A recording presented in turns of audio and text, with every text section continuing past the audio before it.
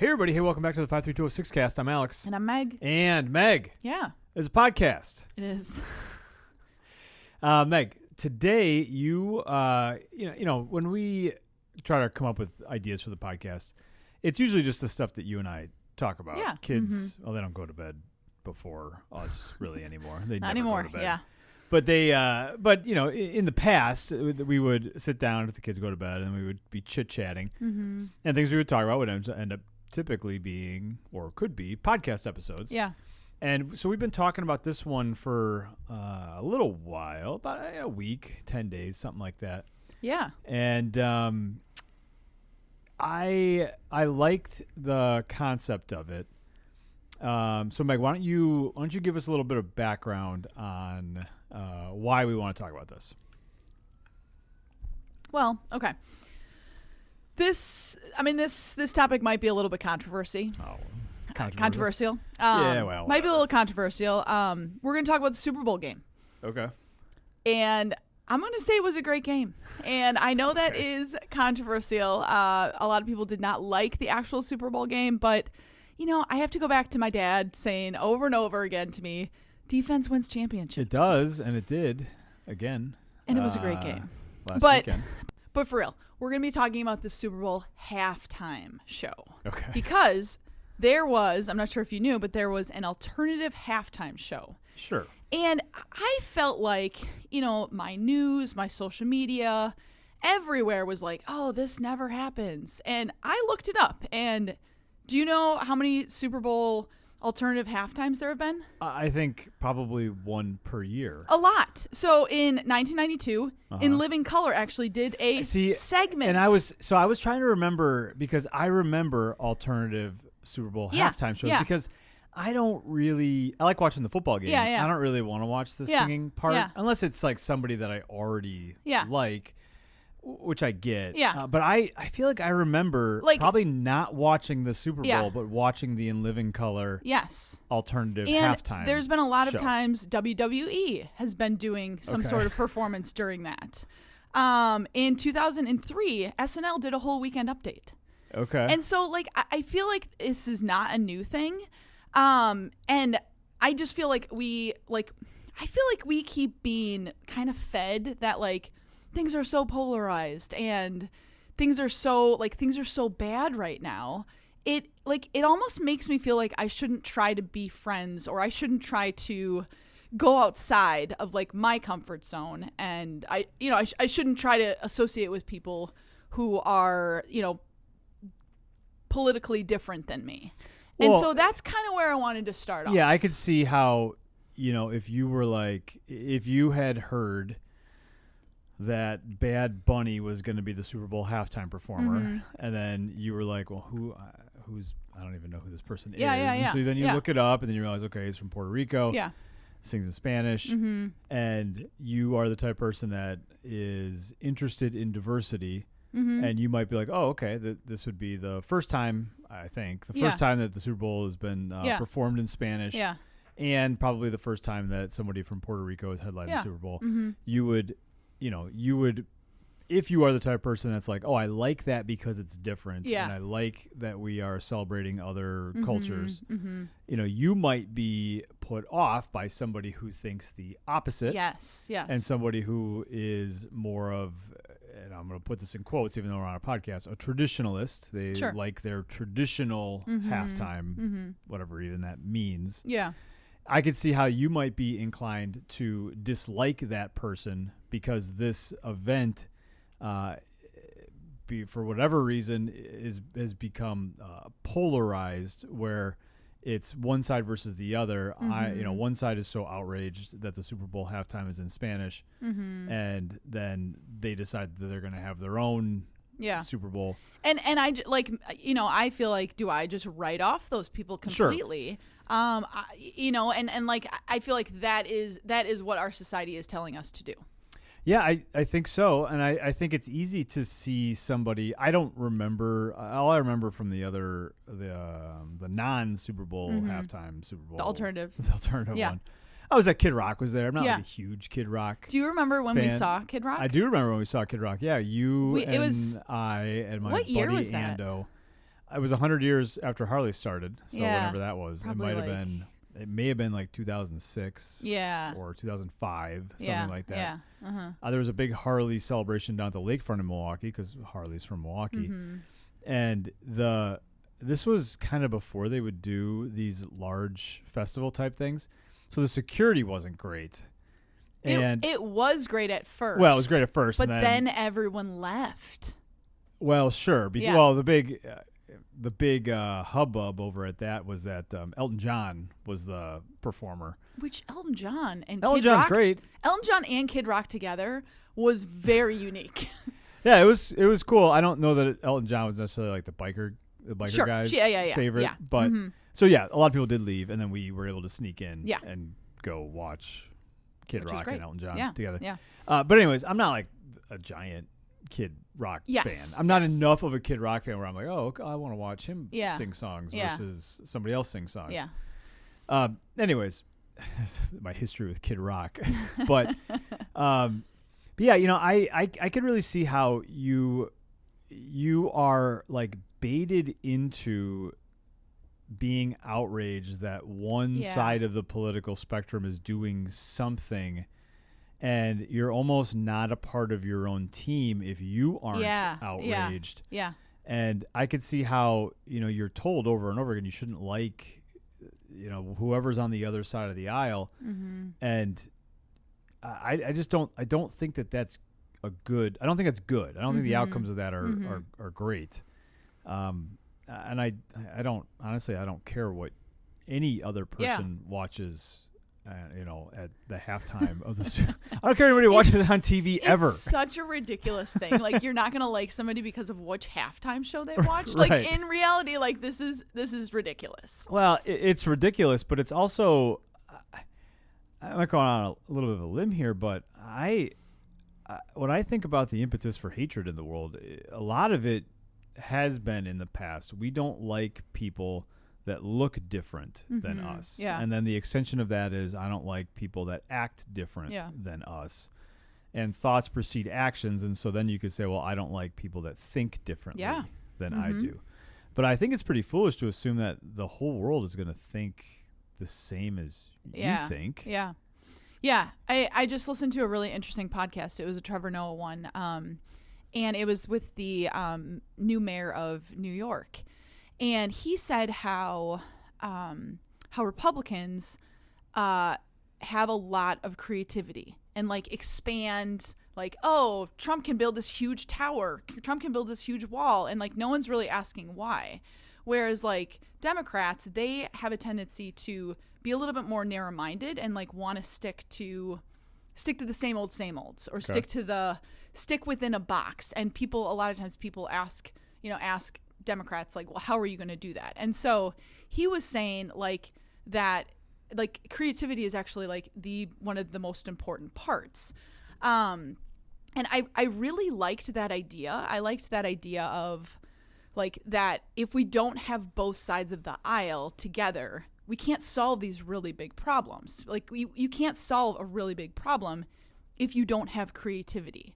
And in the podcast, they mentioned a quote by Nelson Mandela: "It always seems impossible until it's done." Sure. And so like I really thought like how do we solve these huge systemic problems? How do we solve poverty? How do we solve all of the things that are going on in this world?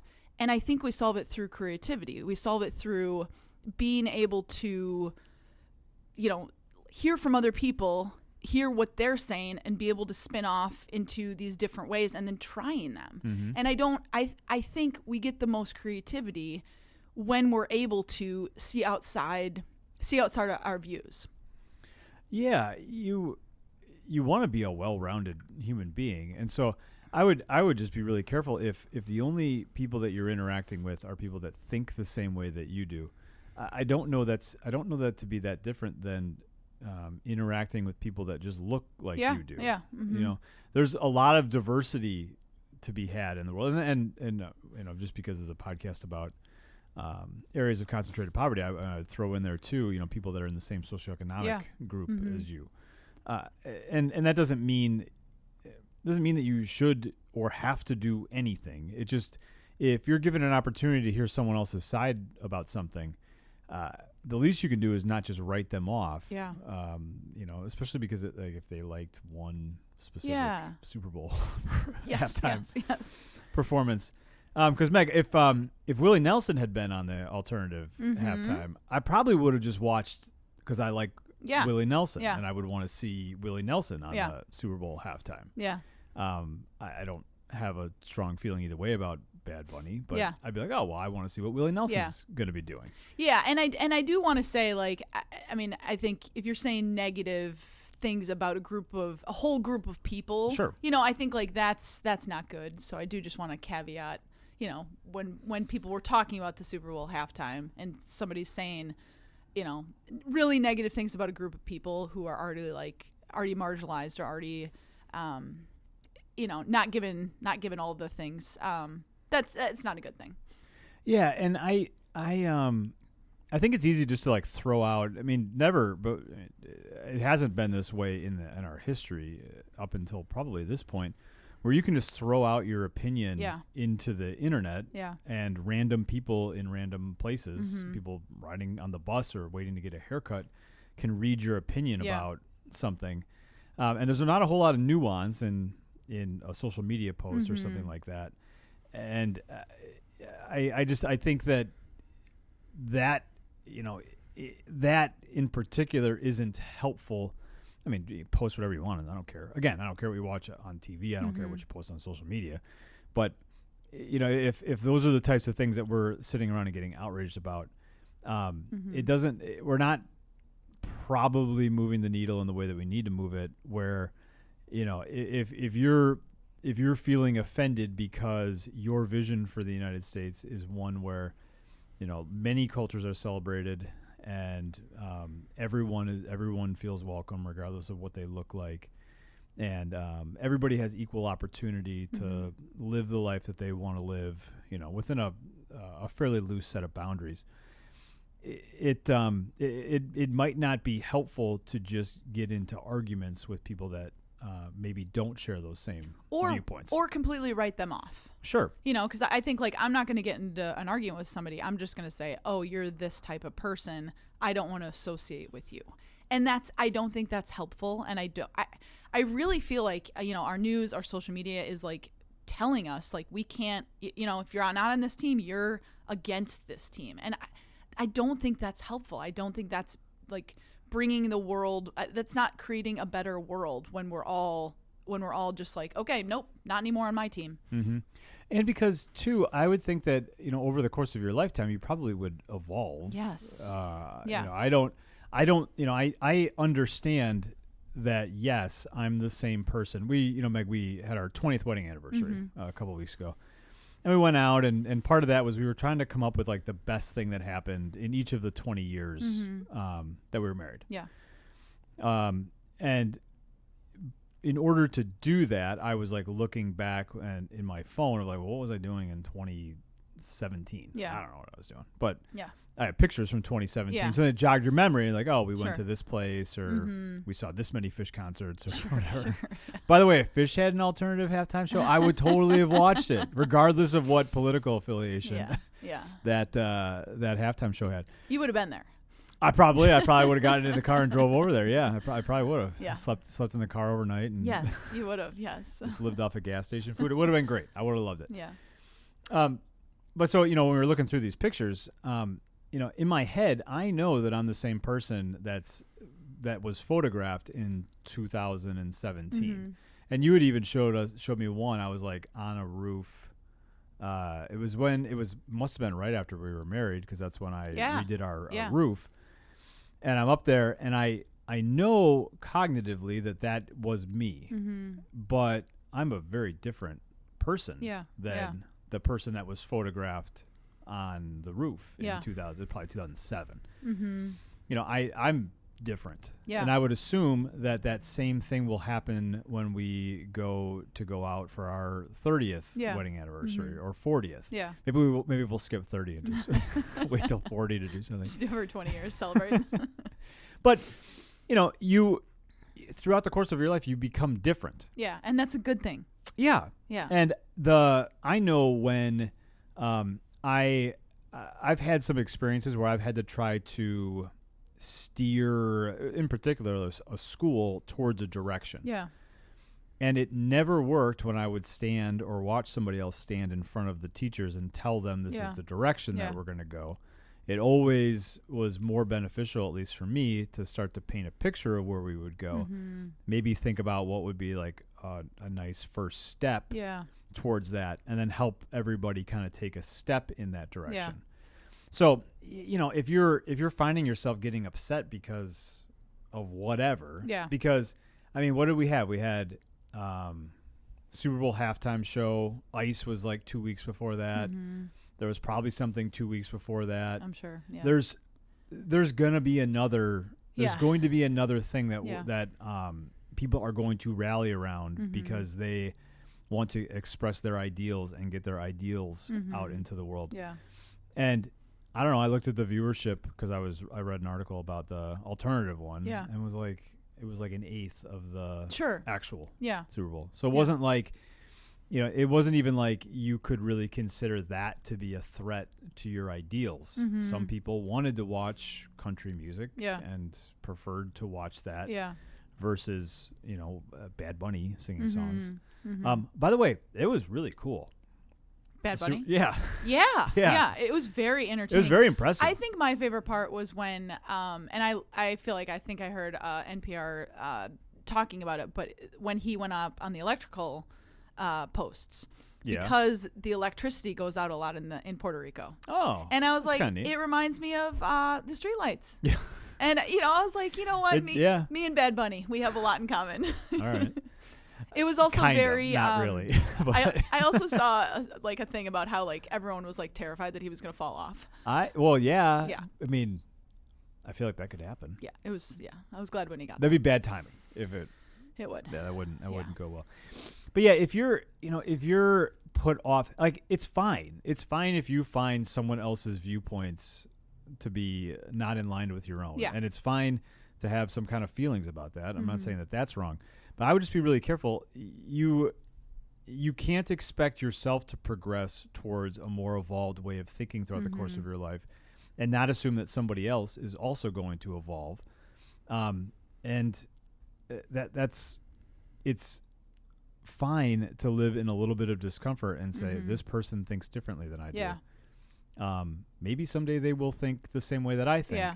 Yeah. If you're forcing them or calling them stupid or racist or all sorts of other things, that's not going to be helpful because taking the kids out, taking my daughter and my niece out driving just last night, I did not raise my voice with them, but they all think that by telling them, you need to, we're at an intersection, you need to go, or you need to, if you're going to make a right-hand turn, like you got to turn the steering wheel. Yeah, yeah. And you're saying it in a stern way. They're not going to love that piece of feedback. Most people really, but they're learning to drive, and they need to be taught what to do. I swear I've said this like 100 times on this podcast, but driving around to go to Fish concerts, you drive through the middle of nowhere.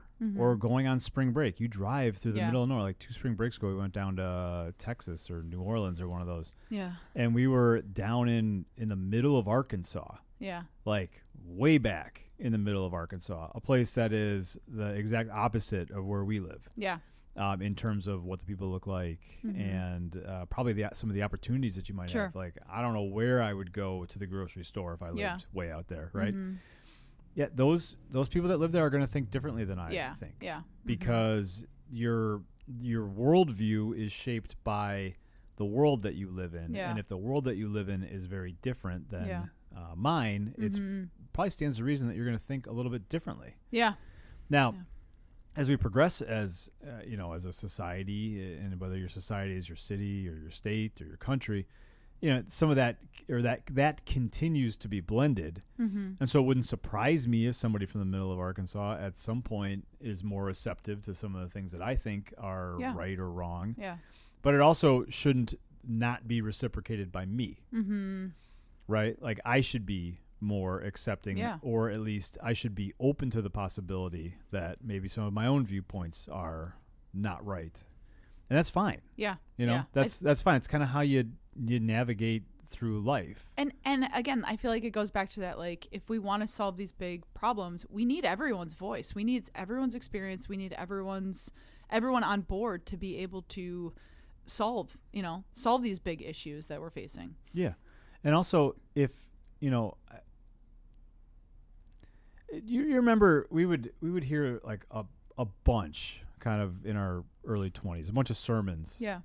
And they were geared towards people our age, but you go to church and you hear a sermon, and the sermon is like, don't isolate yourself. Yeah. Don't just have friends that are Christians. Yeah. Don't just, get your little group together and think that you have it all figured out, because if one of your goals is to share your religion with other people, how could you do that? Yeah. If your sphere of influence is only people that already think the same way that you do. Yeah. And that's where like the echo chamber kind of term comes in. Yeah. And some of that's pretty easy to do online, and you might have to try a little bit to not have that happen. But I think that's where a lot of the benefits in life come from. It's from interacting with people that think differently than you. Just because somebody likes Kid Rock halftime doesn't mean that you can't be friends with them. Yeah. Right? I mean, I'll even go as far as to say, and I've been saying it for a while, probably not on the podcast, but if you've got a friend that voted for Donald Trump, they can still be your friend. Yeah. Just because you have opinions, and your opinions could 100% turn out to be correct. Yeah. That doesn't mean that you can't be that person's friend. Yeah.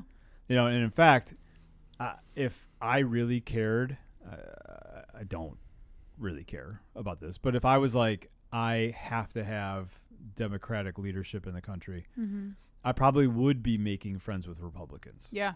Because I would want them to maybe reconsider or be open to my own viewpoints in the world.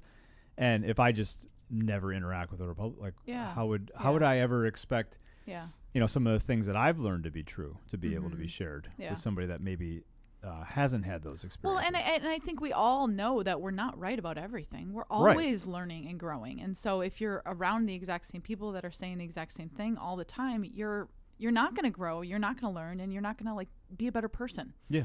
So well, you'll be the same. Yeah. And if I was the same person that was doing that roof in 2007, I don't think I'd be real happy with myself. Yeah. Same thing with the person that I was 5 years ago. Yeah. I like being the person I am now more than the person I was 5 years ago. And I hope that continues on, till I die.